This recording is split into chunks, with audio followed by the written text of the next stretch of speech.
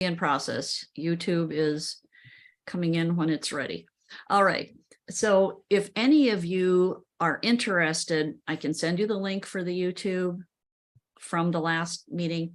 And otherwise, I can send you one of the PDFs. So if that's something where you go, oh, yeah, I missed that. Or, you know, I never got time to do my QR codes or whatever. And I thought it was kind of fun and a surprise to me that people were so interested in it. So we spent a fair amount of time on it. So I just offer that if that's something that would be of use to you. Okay, just had to close another box here. So the one thing, how many of you, let me see if I can see a show of hands. How many of you are using the LinkedIn feature to schedule your posts? Or you want me to walk through that quickly? Because I found that to be just kind of a nice, are you using that, Tom? I'm not using that one per se, but I am using what's called Ready for Social. Yeah. And Ready for Social is something that Insperity pays for here. And we can set up our post in advance for, weeks in advance. So it's just kind of set and forget. And I do all my posts and blogs and so forth in there. Okay. Well, let me see if I can find my LinkedIn on here.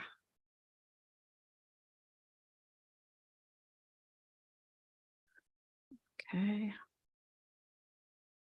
Because that'll just take us a few minutes. But I thought, you know what? It's been a time saver and I like things that are time savers. If I can find it and share it.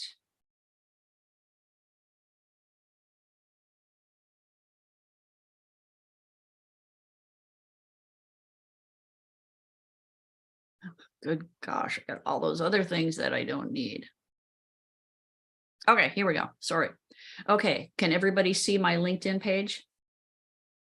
Okay, so we know if we want to make this into steps, just in case we're not all on the same page, you click your home button to make sure you're at a place where you can do something. Then obviously it says start a post. So I'm going to go type in something and I'll just say, so great to see new friends at First Friday. Then y'all know about hashtags. So I'm going to put what I usually put. So I usually put marketing. I usually put sales. I usually put strategy. Whatever, it doesn't matter. It's just a sample. And then I usually put a hashtag myself. And if you're not familiar with tags, I don't want to make this a hashtag session, but I tag myself or put a hashtag Becky Amble so that if I'm searching for posts, I can put hashtag Becky Amble and that can facilitate finding them. So that's just something I will throw out there and you may already know all of this stuff. Then what I also do, because I do have a company page, is I use my company Future Focus and I'm part of Future Focus. That's my company I started years ago. And I'm also a consultant with Platinum Group. But again, I want to just make sure my stuff shows up different places. So these are just a few little tidbits as we're walking through this. Now, let's say my post is ready. There are some things that won't let you schedule, and I don't know for sure what those are. But you see down here this little clock? Okay, so you go to the click the clock, and then you hit the date. So let's say that I want to put this out tomorrow. No, well, let's just say I want to do it Monday, whatever. And then you pick your posting time. That's the second info box here. And you probably all know this, that there are certain times of day that are better for posting and certain days of the week, better to post and all that stuff. I usually post something pretty much every day. So let's just say that I said, you know what? I'm going to try to hit the early morning crowd, maybe those people that are looking at stuff between 7:30 and 9:30. So then you see, I did the pull down, got the time in there, hit the next button. And you're all ready to go. And then where it says schedule, you'd click that. I suppose I can do that. So it's scheduled. Now I'll have to go in there and kill it later. So that's all there is to it. And I just think, you know, I usually post Tuesday and Thursday mornings in the morning. And a lot of times I have meetings or a Zoom or something else. And so I can set my stuff up the night before, 2 nights before. So just wanted to share that, because one of those little things that is super simple, and yet you might not know about it. And then you get on it. And for me, I'm like, oh, I'm so excited. I got this done for tomorrow morning. And you don't know me, some of you don't know me, but I mean, there's like, I'm a goofball. So there's little things like that that I'm like, oh, that's so exciting. I'm all ready. And you don't have to worry about it. And you're all set, good to go. And somehow to me, it's just such a relief. It just feels good that I got that set. Now, if you want to get more sophisticated, like Tom does, and there are other things like Ready for Social and other things, Buffer and things I'm sure the rest of you know about. Some I think are free and some you have to pay for. This, I just thought, hey, you know what? It's simple. I'm on LinkedIn. I can go do that. I believe I was able to, what I've been able to do, because I've got a lot of YouTube videos, I can share a YouTube video. It lets me do that. There was something the other day where I think I was going to share pictures from an event and it wouldn't let me schedule that. So I don't know exactly all their parameters. It might be something that I haven't done, to go to LinkedIn and just say, hey, scheduler, what's permitted and what's not, something like that. If it's something that you'd say, hey, let me check that out and make use of it. But otherwise, it's just super simple. And like I said, I get excited when there's something simple that saves me time, and I learn it. And then I think, oh, God, this is just so great. So that was just a little tidbit for today. Now, anybody have any questions that have come up or that you've thought of or might have been in the back of your mind?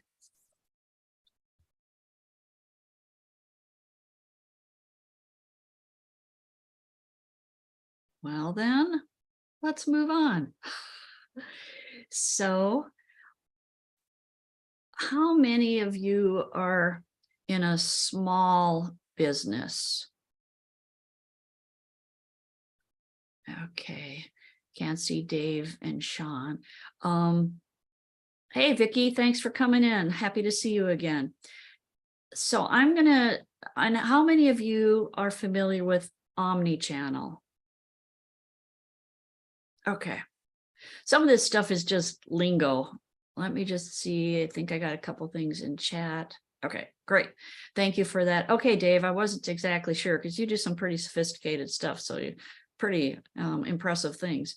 All righty, let's then share the screen. There, you can see it says promotion, digital media, single channel, multi-channel. Somebody give me okay, thank you, Bridget. You'll probably be my go-to person here to make sure I know that people are seeing things. This is talking about distribution channels. And in any business, in particular, well, B2C or B2B, if you're a smaller business, you might be going direct and you might have a single channel. That's the first image on the left. Now, this is talking specifically about digital media. It applies across the board. So let's say that you have a consulting business and you work directly with your clients. That's a single channel, basic, simple stuff. If you're in a slightly bigger company and maybe you have dealers, distributors, or manufacturer reps or something, then you're in a multi-channel. So, and you can have several channels at once. So like, I'm just going to make something up and I'm going to use Dave's company. And I don't know if this is even true, but let's say that in Dave's company, they sell direct to their end user. Well, that's a one channel. Then let's say they have another group where they have distributors that then go to the customer. So that's a 2-channel because it's Dave's company, distributor, customer. And you can have multiples of these. And I would say that's probably more likely the bigger you get, but not necessarily, because let's say again that you're a consultant and you go direct and you sell directly to the end customer. Well, let's say you also do speaking. Well, then you might work through a speakers bureau. Well, now you have a 2-channel or a 2-piece channel. So just keep this in mind because it helps in a way to clarify and think about how do I communicate? How do I build my business? Am I going direct? Am I not going direct? You know, I come out of med device And there's a lot of work in the med device where you're working with distributors, dealers, or manufacturers rep, or some combination. And when I talk to people, when they say they're going direct, I always think, oh, great, because you have so much more control. So there's pros and cons of all of that. And I wasn't planning to do a whole discussion on distribution channels. So we'll move on. But anyway, in the digital world, in the multi-channel, what that means is you're maybe going direct to them. Maybe you have a website that you're promoting. Maybe you've got something else. So, but those in the multi-channel, you hit those all separately. You know, so it's your effort going out to each one of these. In the omni-channel, I'm not sure if this diagram explains it the best, but in an omni-channel, you have more of a system where you might say, okay, and most of us that are doing anything digital know this, you probably have a lead magnet, or in Dave's case, maybe they have a lead gen system. So you've got, let's just say, the lead magnet, you put out something on LinkedIn. Okay, you put out something and say, hey, I'm doing this workshop. If you want to come, da da da da, and you've got something that they get to your workshop. Then you might have something where you capture their email. Then you send them an email follow-up, and then you direct that to, let's just say, your website. And once they get to your website, you direct them to your videos. I'm making all this up, but let's just say, you know, in the omni-channel, it's a system where you're using various tools and the tools work together. Or in the multi-channel, you're doing one thing at a time. And so where omni-channel is a benefit is you've got an integrated system and the pieces are working together. So it's not just saying, okay, today I'm going to do a webinar. What do I got going on with that? And then next week you say, okay, I'm doing something different. You want to do what you can to integrate your different channels.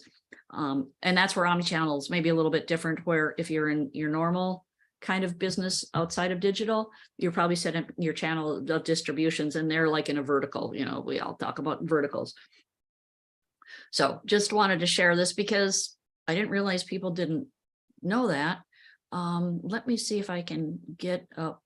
Okay, that was the main thing. I've got another one here, another image that I grabbed from somebody where, again, in the multi-channel, you can see it's all these separate pieces going to your target customer avatar persona. If you're in the B2C world, avatar persona, where again, the omni-channel is a system and these various tools work together and communicate with each other and, you know, play off each other in a way.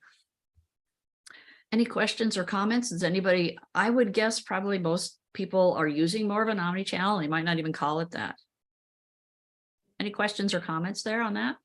So Becky, what you're basically referring to promotion and you know, because this is not necessarily the flow of product. It's just the flow of. Yes, absolutely. It's promotion or communication. Exactly. But, you know, in some of this on the multi-channel, if you have a store and you go direct to your persona, that's also how you deliver.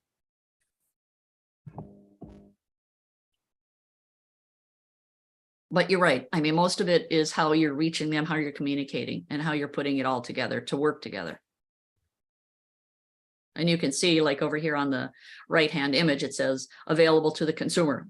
Yes, because a lot of this is consumer oriented. Yet those of us in the B2B space, how are we putting together systems and are we making all our tools work together?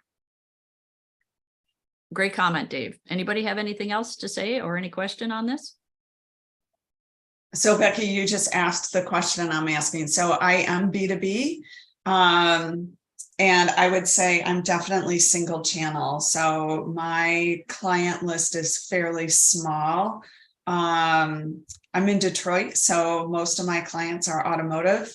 And we have, so I've been in business 10 years. The problem is once COVID hit, all their budgets got reduced. And so my pool of business has shrunk. So now I'm looking to add more clients. And so I kind of feel like I'm starting over since COVID, even though I still have clients and they're still loyal, the amount of business they're doing has been greatly reduced. So I'm signing up for classes and participating in more stuff like this to increase my network, but also my knowledge, because I've never had to do social media. I didn't care about my website. Yeah. So, I know, I don't blame you. It's like, why put your time and energy on stuff that might not matter? So do you want me to give you some ideas? that would be perfect. Yes, thank you. So a lot of my work focuses on the target market and differentiation and things like that. So I don't think I'm going to pull up the image on it. It would take me a minute to get to it. But I talk about 4 ways to build your revenue. And the easiest, probably most natural is, oh, cripe, it's called market penetration. I don't even remember the names. I just know how to do it. It's like, I don't care what it's called. I just do it. But in that, what you're doing is you are going after your existing market with your existing, I'm going to say services. Could you provide service versus product? Okay. So Yeah, my company, we do market research. oh, okay. Well, then you Yes. know a lot of this. Okay. So, and hopefully this will have some benefit for the rest of you that are on the call. So the one thing I would say is, okay, look at what you are really, really good at now. Who's your target market? And as a researcher, you know how to get that all figured out. And you might say, okay, automotive. Well, is it automotive or is it certain solutions that you offer? So really drill down into what is it that their problems are? Who else can you solve that problem for? So you might say, well, how about people, maybe it's other machine kinds of companies. Okay. Does that mean John Deere? Does that mean Cummins? Does that mean, Ingersoll Rand? Who else might be similar that needs me? And so you start working and so your target market, your specific and clear target market has been automotive. But if you open that up, like I said, maybe it's machinery or vehicle or, something. I mean, you could say, geez, I got to talk to Tesla. I got to talk to Lucid or whatever there's a few EV companies out there now. And you might say, you know what, I'm going to specialize on EV because they're new and they're really in need of good. Are you doing research to consumer?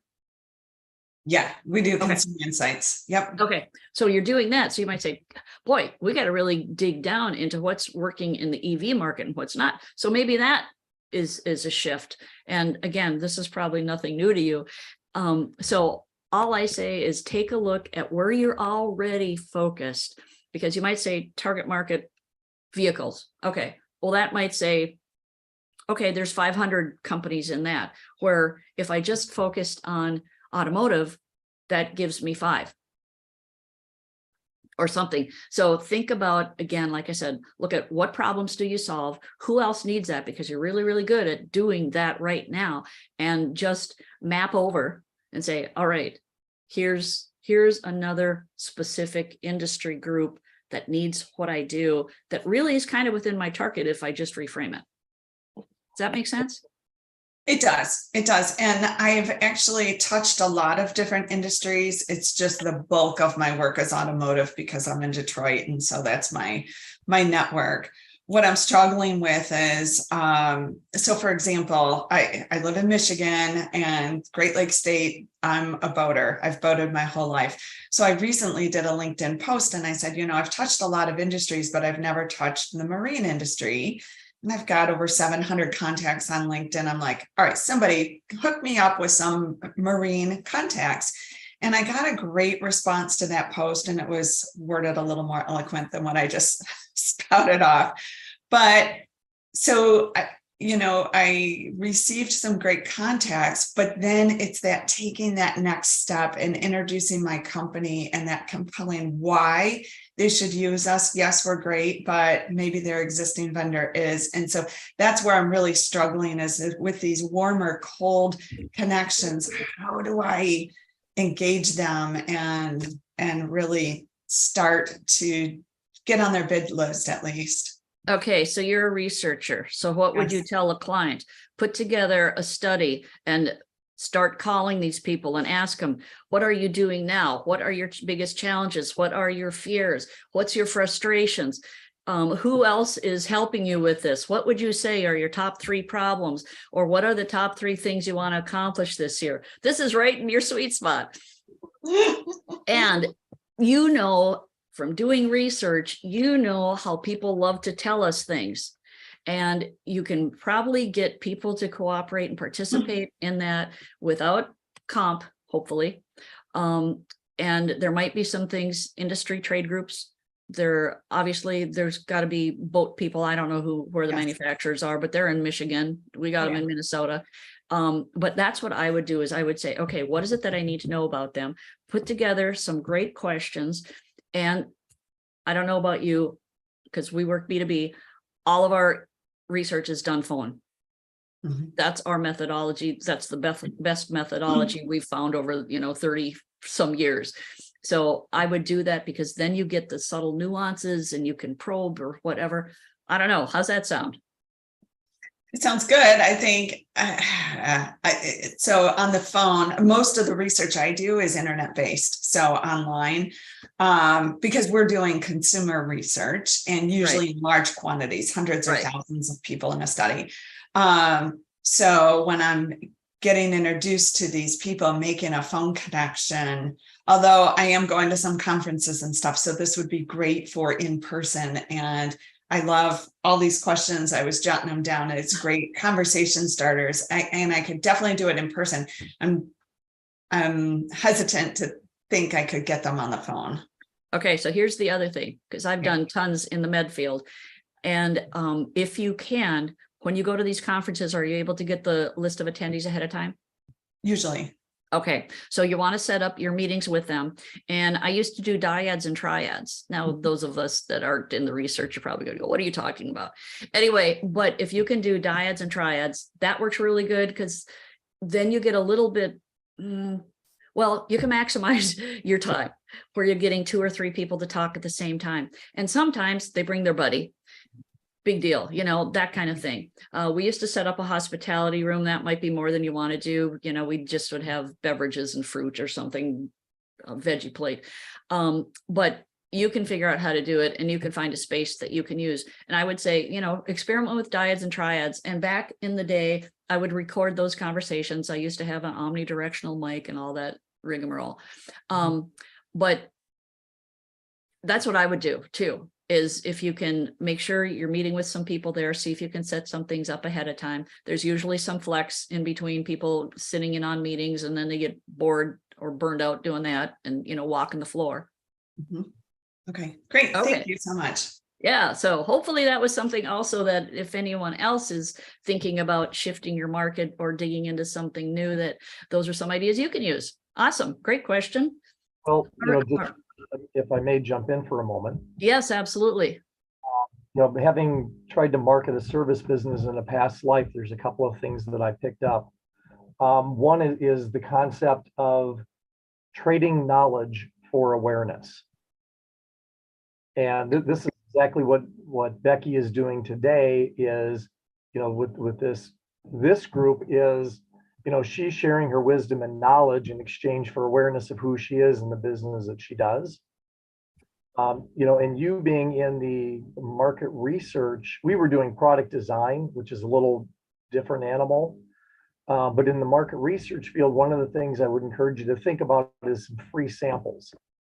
So for example, if you want to target the boating industry, you can go out and do a survey that you pay for yourself and just, because Becky was talking about, talk to your target customer and, see what their pain points are.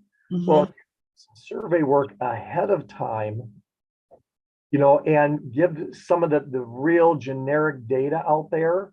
Because like as a product manager, I'll go out and say, okay, we work with hand tools. So I'll go out and says roofing contractors and tools. And if I come across any kind of survey data, I grab onto that. And then I start digging more and more. And now you've just found that product manager that's really dialed into the subject matter that you want. The other thing is you can like, again, on that trading knowledge, I'm going to enter something in here in the comments. But Halter is a advertising and marketing firm that specializes in tradesmen, and they do a monthly newsletter It's either monthly or quarterly, I forget, but it's, again, they're sharing knowledge for awareness. And so if you get that list of attendees like Becky suggested, blast out a copy of your newsletter to that list. You may get 2% of them to stick, but it is what it is.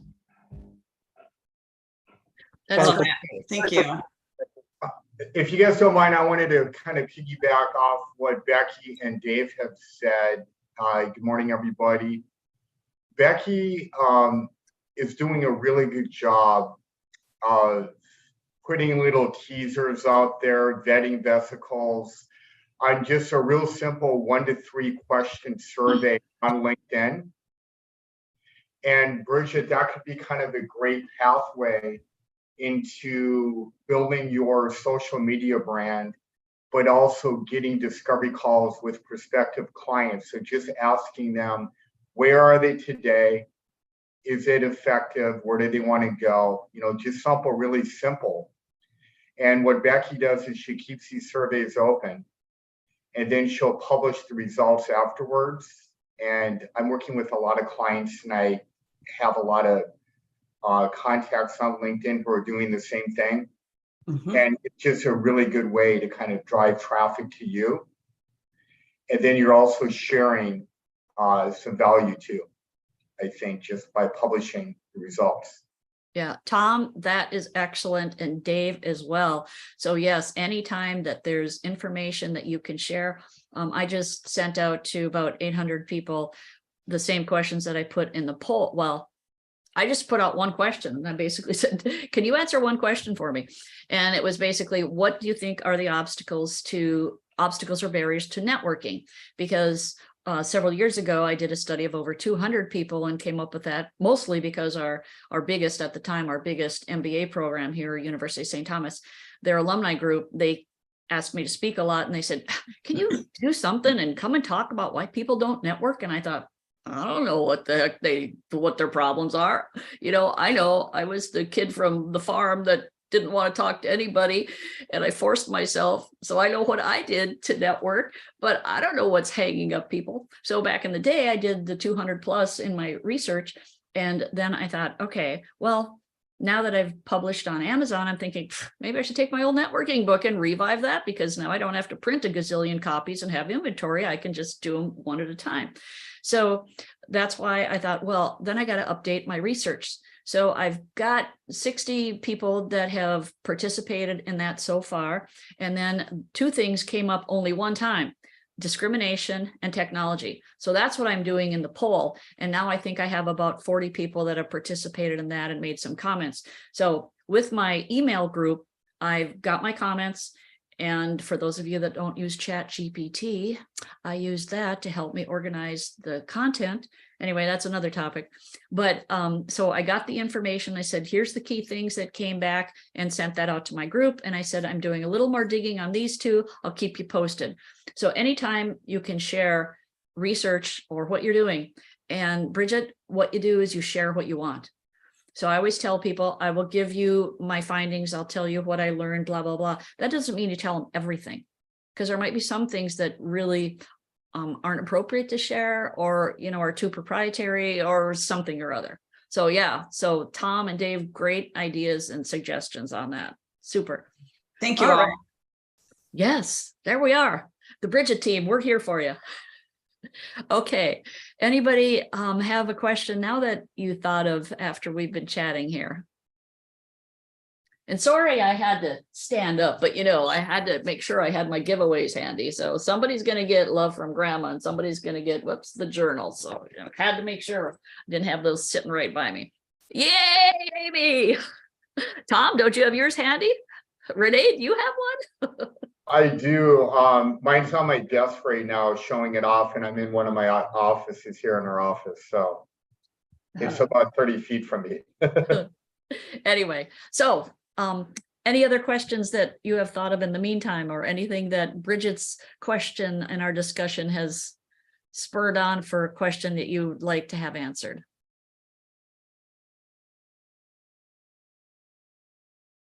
All right, then. Shall Becky go to her bag of tricks? All right.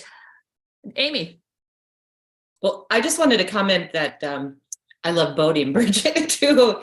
I live in Minneapolis and Minnetonka, and spend all my summer doing boat club.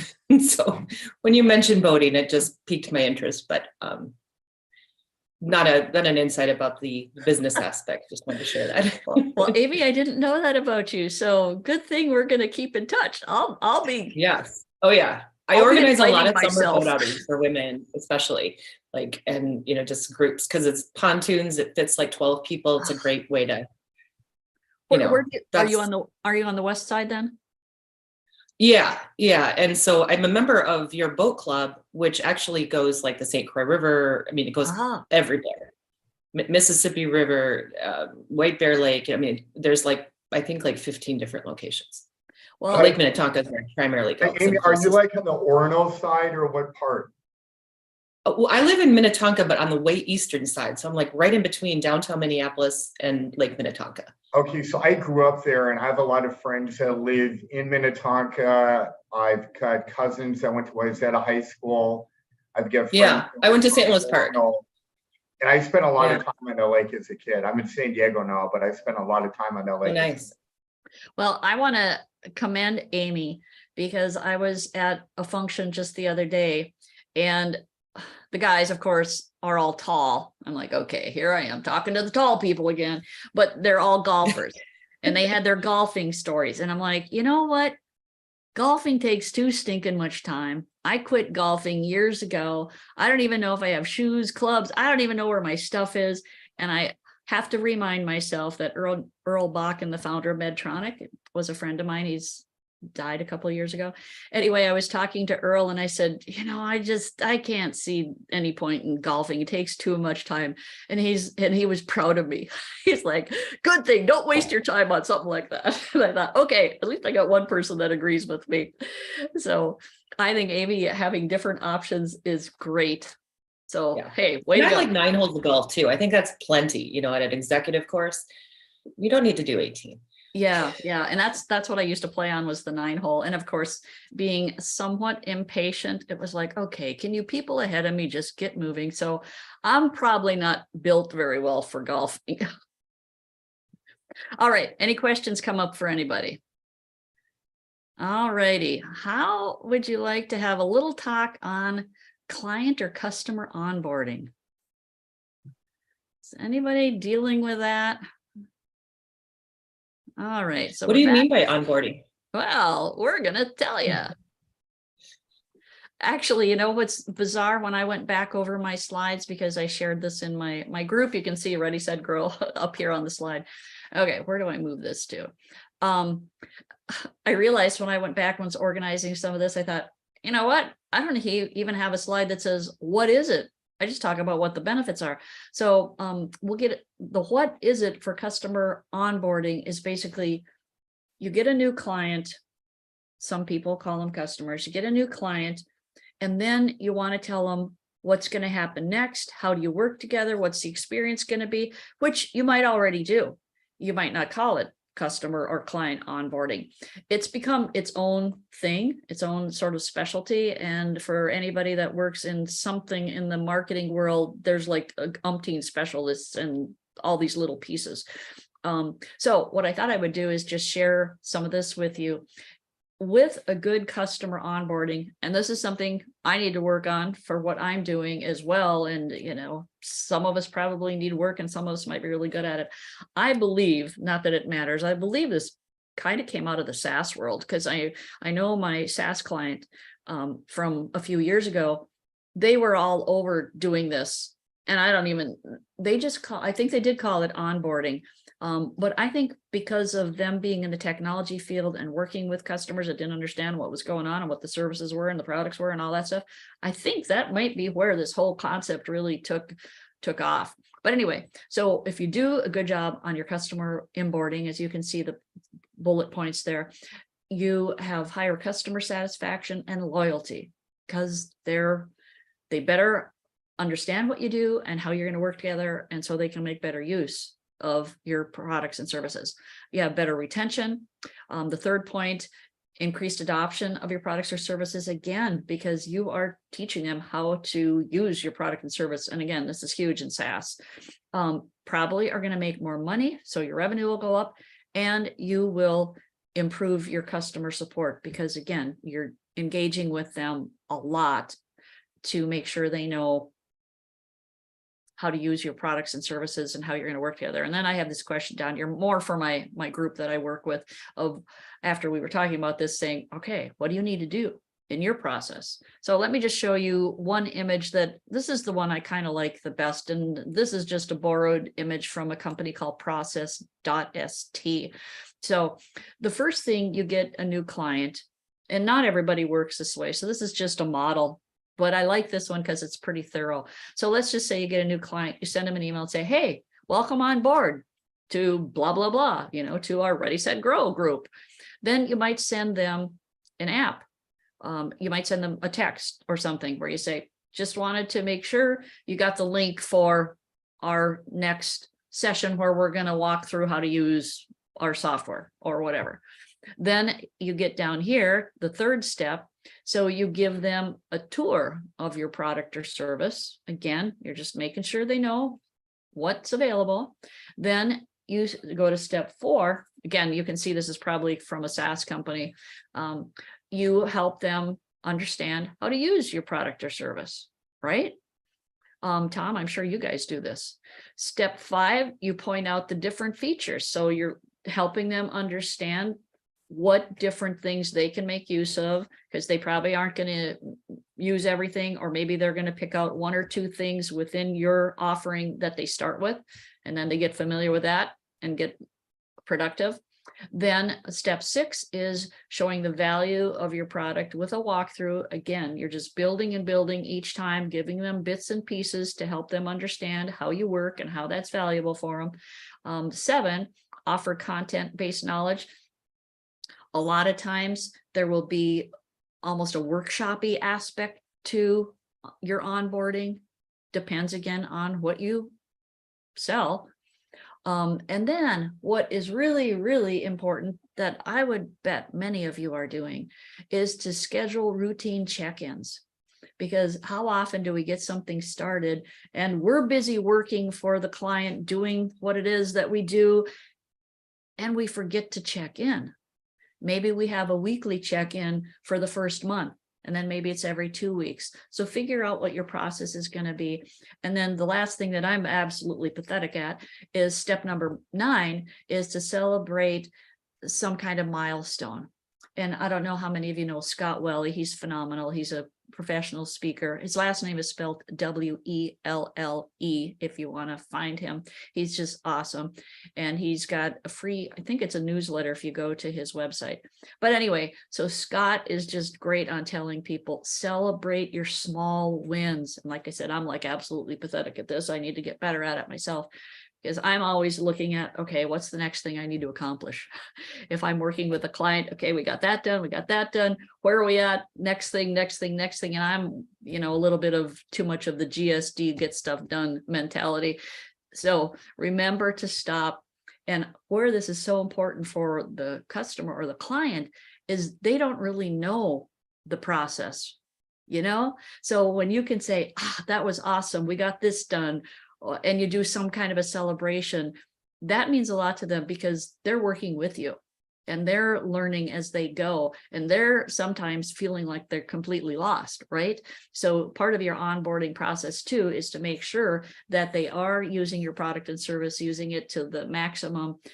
There's a aspect, my son works for Apple, and I forget what they call it, but they've got a separate focus where coming out of their retail stores, they have people go meet with businesses that have purchased Apple computer or Apple products. And so the person that goes out and talks to the business says, all right, how's it going? What are you doing? How are you making use of stuff? And their job is to make sure that customer is getting the best usage out of the Apple products, that they answer any questions, and that they also say, now that you've got step 1 mastered, if we call it that, or, this particular aspect mastered, did you know that you could do this as well? So their job is to be out there and support the customer and make sure that the customer's happy, using the products effectively, answering, all that kind of stuff. I had no idea Apple did that, and they do that out of their retail division. But I don't know if you know much about Apple. When they train people for their retail stores, 4 days of training. I said, no wonder Apple's where they're at. How many other retailers have you ever heard of that spend 4 days in training? Like, that just blows my mind. Okay, questions, comments on this? And anybody that is doing this, would you love to share any tips that you have for this? Oh, and Renee, thanks for putting in Scott Welly. Yeah, you know Scott. He's awesome.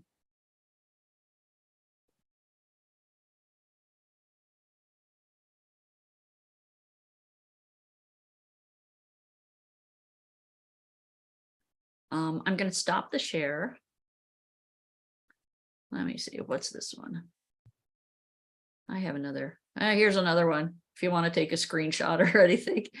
I like to collect different models, but again, you can see how they start with, send them an email. Thank you for coming. Maybe there's some other kind of messaging. You start with the product setup or how you're going to do things. I don't know what the heck empty states is. Feature call outs. You walk through how it's going to work, and knowledge base, like Dave was talking about, you share, you get them educated. Check in again, they've got the check-ins and the mini celebrations. So the one consistency here, of course, is starting them up with the welcome. And then, of course, when you're closer to the end, those check-ins and the celebrations. So I'm going to stop that. Okay, anybody have anything to share or comments on this? Or does it sound like something where you go, ah, dang, I never knew it was a thing, and now I can see that it would be helpful? I think they're both really good examples, Becky. I put together a retention model for a company that I used to work at for 11 years, and it was super similar to the first example. At Insperity here, what we do is we help companies with their onboarding, with their offboarding, internally, externally. But what we do here that's different from our competitors is we're really all about hand-holding service with everything that's attached to us. All of our deliverables are HR technology, our healthcare and workers' comp benefits, our outsourced HR teams, and our payroll. It comes with hand-holding service attached to that first. So we have what's called a service kickoff meeting, where we're going to take the client and anybody, executive leadership, anyone who's going to really be the client-facing contacts for us, are going to be involved in a session with us where we introduce them to all the players that are available for them throughout the course of the relationship. So then they can establish rapport, understand roles and responsibilities. They can have the confidence of calling them, texting them, emailing them. We can go as far as to meet them in person, because we always like to be within a few hours of our clients. So that's what we have, like 90 offices nationally for that model. So it really kind of sets the tone of setting expectations of what the working relationship is going to look like, what it looks like in the first 30 days, the first 60 days, putting together a timeline of what that means for them. And then we check in with them too. So we're very proactive, and we're just very good at setting expectations, following through, and checking up with people, being proactive as opposed to having to be reactive when it's too late. Well, and Tom, since I know you are phenomenal at follow-up and taking care of details and all that stuff.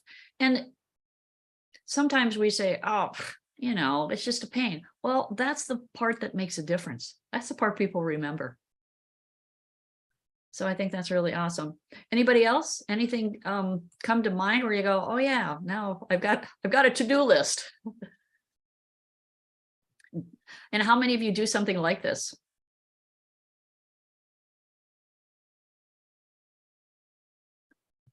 All righty. Well, we've got a little bit of time left, but I don't want to run out for the important part. So I'm going to see here. gonna share my screen again, and we're gonna do our drawing. Well, you know what, before we do that, of course, I should do a little promo, because I'm so pathetic at that too. So let me see if I can get that squared away.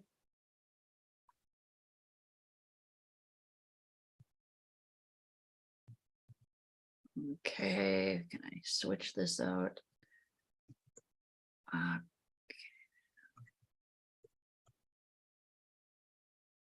There, everybody see that? Okay, so here's my QR codes if you want to get a hold of me. So like I said, if anybody is looking for the stuff on the QR code talk from last month, my 3 PDFs that I could send you, or a replay of that, hit me up on the QR code for my email. For anybody that wants to get the journal or more copies of the journal, that's the second QR code. The third QR code is my Facebook group where we work on revenue strategies. That is free. And then, because of Tom bugging me about the journal and asking me what the ROI was going to be, and I didn't say this to him, but in my mind, I'm like, oh, for God's sakes, Tom, it's just a journal. Why do I need an ROI for a journal? And so he kept bugging me like, well, what are you going to do to make sure you support people once they get the journal? And I'm like, okay. So we have a separate group on Facebook that is also free, the very last thing, where people can go and share experiences, ideas. You can go and say, like one of the people there, she says, I'm going to practice and I'm going to get better and stop walking without a cane. I'm like, oh my gosh, how many of us have an issue like that? And I thought, okay, that's really awesome. And so it depends what people want to share. I go in there once in a while and they'll share a video about something that I thought was a positive story. So that's just to be encouraging and positive. And, feel free, if you like that idea, tell other people they're welcome to join. It's funny you said that, Becky. I had a meeting with someone yesterday, and it was kind of around that same thing. They have a podcast, and it was just like you just said, the story about me bugging you, but it was creating a community. So what you're doing is you're creating a community, and there's so much value with that. So it's an ROI, but also a VOI, a value on investment. So I think you're doing a really good job. So congrats on that. Thanks. All right, take a look at the spinner here. Am I missing anybody's name?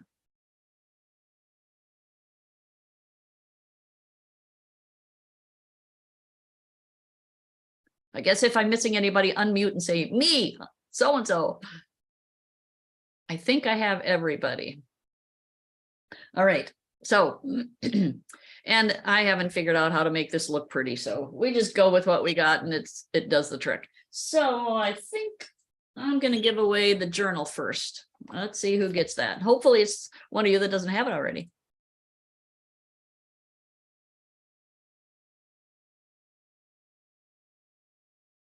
Dave K.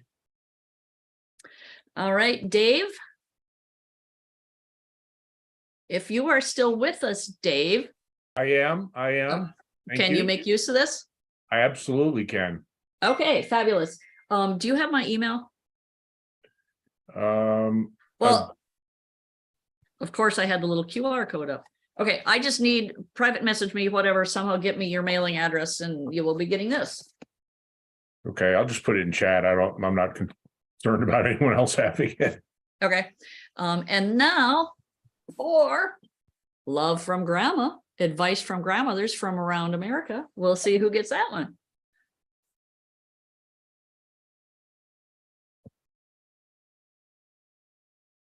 Oh, perfect. Our newbie, Bridget, gets it. So again, in chat or wherever you decide you want to share, get me your email address and not your email, your mail address. Thank you, Dave. You're smarter than I am. You knew what I needed. So thank you for being here. Thank you for participating. Your comments, your questions, all that kind of stuff. If you can come next time, it will be the first Friday in April, which is actually the 7th.